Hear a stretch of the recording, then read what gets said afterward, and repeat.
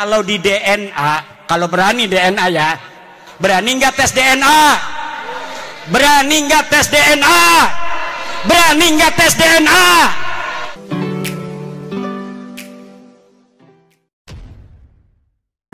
Assalamualaikum warahmatullahi wabarakatuh. Jumpa lagi dengan saya di channel Gagasan Progresif 79, sahabat sebangsa dan setanah di mana saja Anda berada.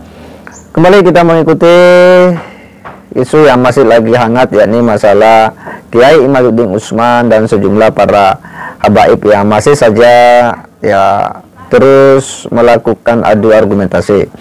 Tetapi kali ini ada hal yang kemudian menarik dari Kiai Imaduddin Usman dalam salah satu ceramahnya, yang sepertinya dia lagi berceramah di daerah Jawa Barat. Dia sedang mengupas tentang bagaimana sih makna daripada seorang ulama atau seorang penceramah. Dalam hal apa seseorang itu bisa menjadi penceramah dan apa yang kemudian harus dimiliki. Ini tentu hal yang sangat penting di saat yang sama hari ini. Banyak orang yang sering berceramah tetapi hanya membuat pernyataan-pernyataan yang menurut kita itu sangat tidak pantas. Di sisi lain, dia juga mengupas tentang bagaimana istilah yang dibangun oleh para ulama masa dulu seperti Imam Syafi'i ketika mendidik para jamaahnya atau murid-muridnya.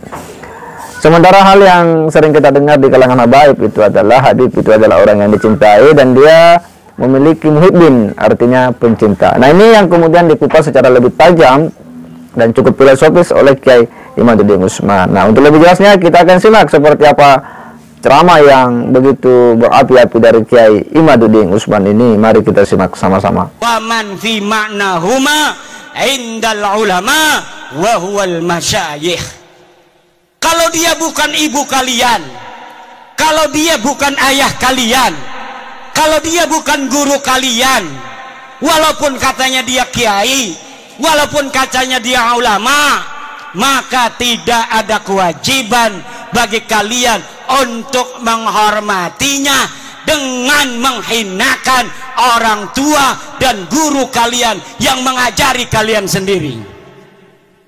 Artinya, apabila ta'arud antara menghormati orang tua dengan menghormati ulama itu, maka orang tua harus didahulukan terlebih dahulu. Sekarang ini doktrinnya beda. Kalau engkau mencintai cucunya Rasul walaupun ibumu sakit, maka engkau harus hadir apabila ada panggilan juang.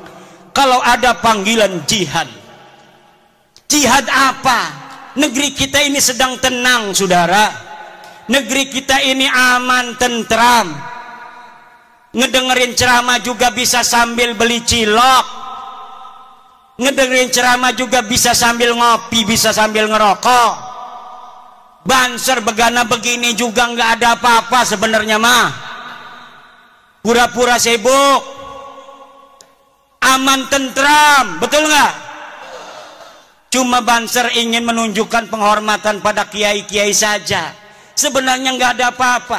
Negeri kita ini aminatan mutmainnah, aman dan tentram.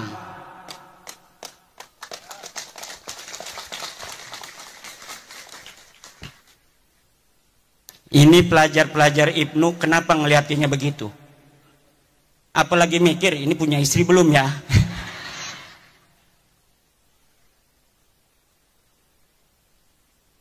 Gampang, saya tinggal ngontek ya Amin. Ya iya. Saudara-saudara kaum muslimin rahimakumullah, yang terjadi hari ini adalah orang-orang yang memegang mic tapi dia tidak memegang hati. Dia asal bicara walau kadangkala menyakiti ratusan juta bangsa Indonesia. Bagi yang cinta pada dia karena sudah buta, mereka membenarkan mereka karena yang diajarkan adalah kebutaan. Yang diajarkan cinta. Dipanggilnya pengikut itu muhibbin. Tidak seperti Rasulullah memanggil pengikutnya dengan sebutan ashab. Imam Syafi'i memanggil murid-muridnya ashab. Para kiai memanggil pengikutnya santri. Tidak ada yang memanggil muhibbin. Para pecinta itu tidak ada, saudara.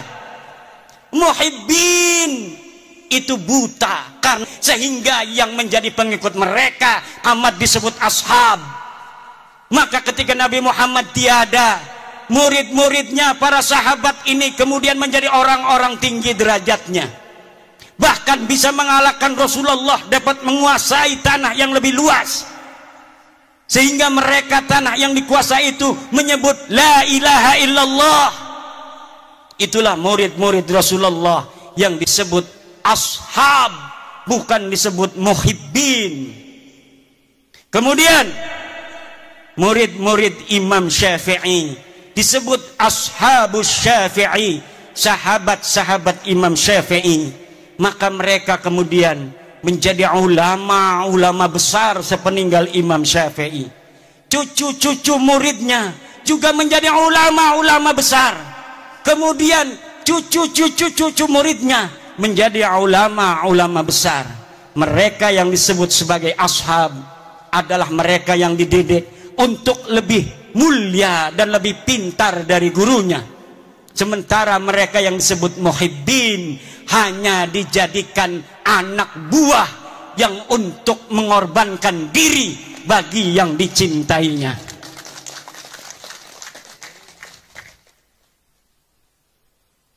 Saudara-saudara kaum muslimin rahimakumullah, apalagi mereka yang berceramah di media-media sosial, di hadapan publik, belum pernah riyadhah hati, belum mencapai syarat yang sempurna. Syekh Abdul Qadir Jailani mengatakan, la yambaghi li faqirin ayyatasadda wa yatasaddara li irsadin nas illa in a'tahu Allahu ilmal ulama wa siyasatal muluk wa hikmatal hukama. Tidak segarutnya. Layam bagi itu maknanya tidak segarutnya. Kalau orang Jogja tidak seyogianya. Kalau orang Banten tidak sebantennya. Kalau orang Cigawir layam bagi tidak segawirnya. Li fakirin, untuk seseorang untuk berceramah di hadapan manusia kecuali dia telah diberikan ilmunya para ulama, politiknya para pemerintah, dan hikmahnya para aulia-aulia Allah. Kalau orang telah memiliki tiga, pertama dia adalah ilmu dari para ulama, dia telah pantas berbicara karena sudah banyak ilmunya.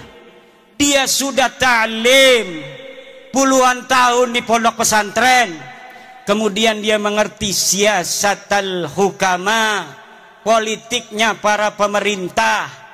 Kadang-kadang politik itu li siyasatin nas, sesuatu yang kelihatannya tidak baik untuk satu kelompok, tetapi hal itu manfaat dan maslahatnya baik untuk masyarakat yang lebih luas.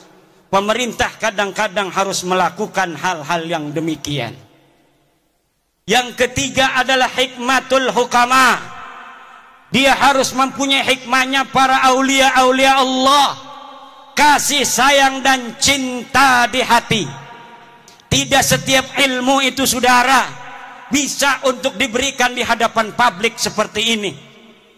Yang harus diberikan ke hadapan publik seperti ini adalah apa yang menggerakkan mereka untuk mendekatkan diri kepada Allah dan menghilangkan perbudakan pikiran yang menggelantung di hati-hati masyarakat, sehingga pencerahan itu akan membuka dirinya untuk menjadi manusia yang merdeka, manusia yang betul-betul tidak menjadi budak daripada manusia lainnya.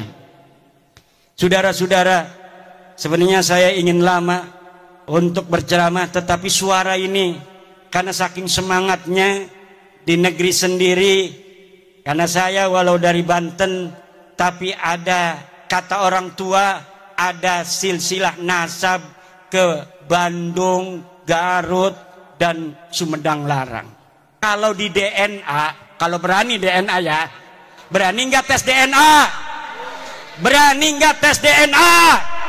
Berani nggak tes DNA?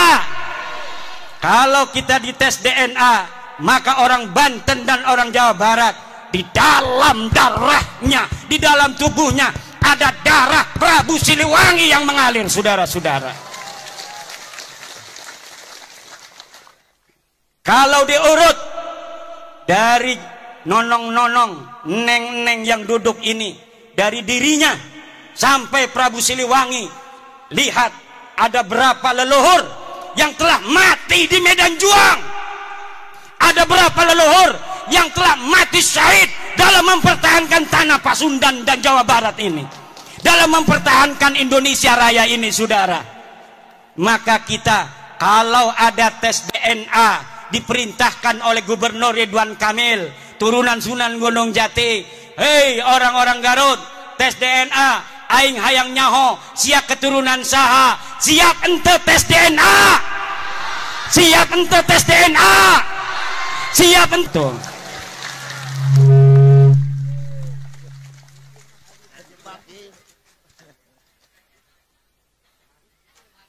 Alhamdulillah, alhamdulillah wa syukur.